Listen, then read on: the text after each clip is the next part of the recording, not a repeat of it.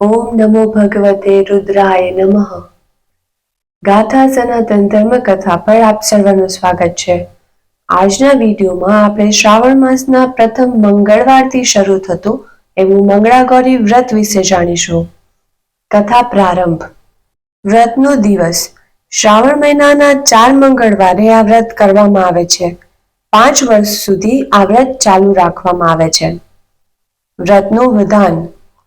5 વર્ષમાં કન્યાના લગ્ન થઈ જાય તો સાસરે જઈને પણ આ વ્રત ચાલુ રાખવું. શ્રાવણ મહિનાના દરેક મંગળવારે બાજટ પર મંગળાગૌરી દેવીનું સ્થાપન કરવું. ઘઉંના લોટનું કોળિયું બનાવી સૂતરના દોરાની વાટ મૂકવી. ઘી પૂરી દીવો કરવો. 16 બિલ્વપત્ર, 16 ફૂલ, 16 જીરાના દાણા, 16 ધરોની પત્તીઓ એટલે કે દુર્વા, 16 ધતુરાના પાન અને 16 અધેડાના પાનથી પૂજા કરવી. એકટાણું કરવું, વાર્તા સાંભળવી. વ્રત ફળ. આ વ્રત કરવાથી સૌભાગ્ય પ્રાપ્ત થાય છે તથા વ્યંધત્વ આવતું અટકે છે. વ્રત કથા. પૂર્વે પાટણ ગામમાં પટેલ પટલાણી રહેતા હતા. તેઓ બધી વાતે સુખી હતા.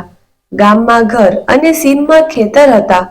તેમને ત્યાં કોઈ વાતની ખોટ ન હતી. તેમ છતાં તેઓ ઉદાસ રહેતા હતા, કારણ કે હજુ સુધી પટલાણીએ પેટ માંડ્યું ન હતું. એક દિવસ પટેલને ત્યાં એક સાધુ મહારાજ આવી ચડ્યા. પતિ પત્નીએ તેમનો ખૂબ આદર સત્કાર કર્યો. આથી ખુશ થઈ સાધુ મહારાજે સંતતિ માટે તેમને માં પાર્વતીનું તપ કરવા કહ્યું. પટેલ આ સાંભળી ખુશ થયો અને બીજા જ દિવસથી તેણે મંદિરમાં જઈ તપ કરવાનું શરૂ કર્યું. આમને આમ કેટલાક દિવસો પસાર થઈ ગયા. તેનો ભક્તિભાવ જોઈ માં પાર્વતી ખુશ થયા અને તેને વરદાન માંગવા કહ્યું. પટેલે માં પાસે પુત્રની માંગણી કરી. માએ કહ્યું, વત્સ, તારા ભાગ્યમાં સંતાન નથી.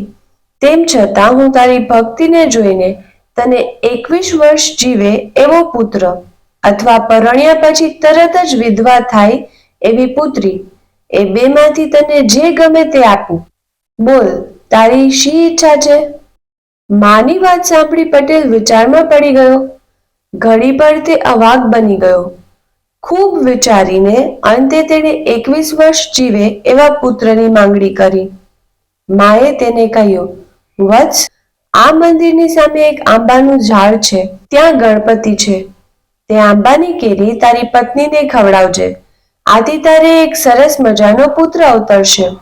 આ સાંભળી પટેલ તો ખુશ થતો પેલા આંબાના ઝાડ પાસે ગયો અને ઝાડ પરથી કેરી પાડવા પથરા નાખવા માંડ્યો.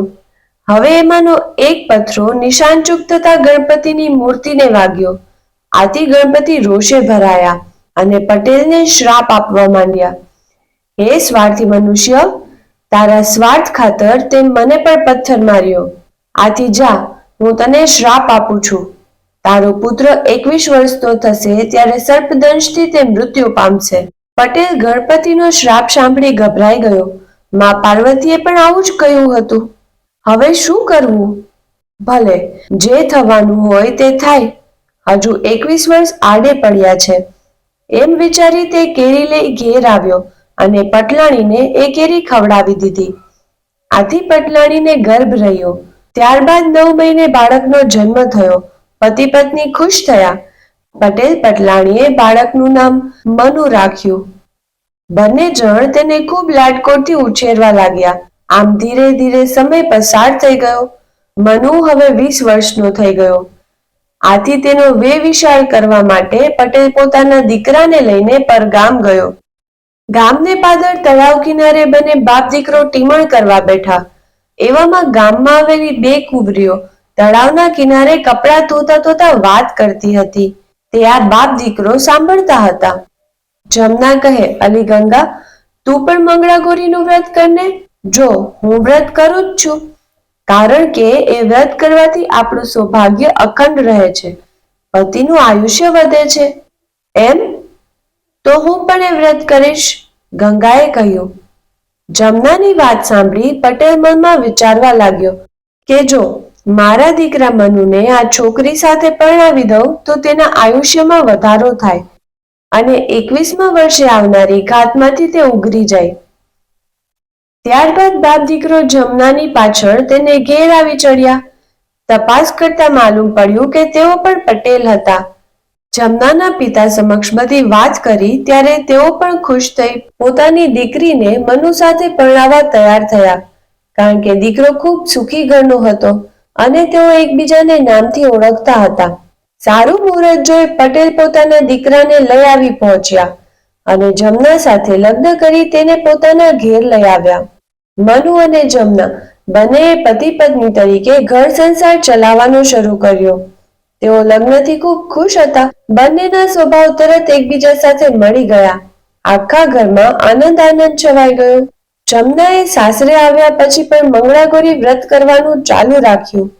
આથી માં પાર્વતી તેના પર પ્રસન્ન થયા અને તેને સ્વપ્નમાં દર્શન આપી કહેવા લાગ્યા, દીકરી, હું તારા વ્રતથી ખૂબ ખુશ થઈ છું. જો તારા પતિનું આયુષ્ય ખૂબ જ ટૂંકું છે. આવતા મંગળવારે એક સાપ તારા પતિનો જીવ લેવા આવશે, પણ તું જરાય ગભરાઈશ નહીં. એ સાપને માટે સાકરવાળું દૂધ તૈયાર રાખજે અને બાજુમાં એક ખાલી માટલી રાખજે. સાપ દૂધ પીને માટલામાં આપોઆપ પેસી જશે. તારે એ જ વખતે એક લુગડા વડે માટલીનું મોં ઢાંકી દેવાનું અને બીજે દિવસે જંગલમાં જઈ સાપને છોડી આવવાનો. આથી તારો પતિ બચી જશે. જમનાએ આ વાત કોઈને ન કરી અને મંગળવાર આવતા બધું પોતાની મેળે પતાવી દીધું. માના કહ્યા મુજબ મંગળવારે એક કાળોતરો સાપ આવી ચડ્યો, પરંતુ તેણે અગાઉથી તેના માટે દૂધ તૈયાર રાખ્યું હતું. તે દૂધ પીને બાજુમાં પડેલા માટલામાં જઈને સૂઈ ગયો. જમનાએ તો ચપળતાથી માટલાને એક લુગડા વડે ઢાંકી દીધું અને સવાર પડતા એ સાપને જંગલમાં જઈ છોડી આવી. માં પાર્વતીની કૃપાથી જમનાનો વર મનુ બચી ગયો, શ્રાપ મુક્ત થયો. ઘરના સૌએ વાત જાણી તેથી તેઓ પણ રાજી થયા અને જમનાના વખાણ કરવા લાગ્યા. ગામની સ્ત્રીઓ પણ જમના પાસેથી વ્રતની વિધિ લઈ મંગળાગૌરી વ્રત કરવા લાગી. હે માં પાર્વતી, જેમ જમના વહુને તમે ફળ્યા એવા આ વ્રત કરનાર સૌને ફળજો. હર હર મહાદેવ. વર્ષ દરમિયાનની આવી અન્ય કથા વાર્તાઓ સાંભળવા માટે ચેનલ સબસ્ક્રાઇબ કરી બેલ આઇકન જરૂરથી દબાવજો. હરિઓમ તત્સત.